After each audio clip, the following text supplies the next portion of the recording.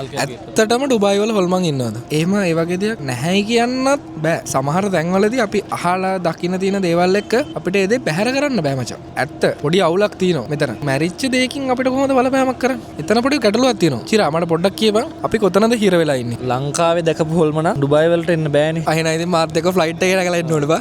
එතකොට ඒ හොල්මන ඇවිල්ලා තියෙන්නේ අපේ හිතත් එක්ක. මනසත් එක්ක. අපේ මනස හිතේ තමයි ඒ හොල්මන තියෙන්නේ. මට හිතෙන විදිහට මිනිස්සුන්ගේ හිත මනසත් එක්ක තමයි හොල්මන් ගමන් කරන්නේ. තමන්ගේ මනස බය නම් තමන්ට පොඩි කාලේ එක එක අත්දැකීම් කරේ වැඩිහිටි මිනිස්සු විසින් ඔලුවට දාලා තියෙන දේවල් ඒ හදිච්ච පරිසරය අනුවත් ඕක ලොකුවටම බලපාන. තමන්ගේ දෙමව්පියෝ ওই බිලිව්ස් එක්ක ඉන්දියා නම් දේවාලවල ගියා නම් තමන්ගේ වටේ ඉඳපු පිරිස ඔය පස්සේ වැටිලින්දියා නම් ඔය විශ්වාස කරලා ඔය පොඩි කාලේ දැක්කන් තොවිල් කරන ගෙදර ඊට පස්සේ මිනිස්සු බය වෙනවා දැක්කන ඔයාට බය වෙන්න ලොකු ඉඩකඩක් තියෙනවා. දැන් මම හැදිච්ච පරිසරයත් එක්ක මට ඔය වගේ දේවල් එක්ස්පීරියන්ස් කරන්න උනේම නැති තරම්. එතකොට මගේ මනස ශක්තිමත්. එතකොට මට හොල්මන් වලට කරන්න පුළුවන් ඉම්පැක්ට් එක අඩුයි.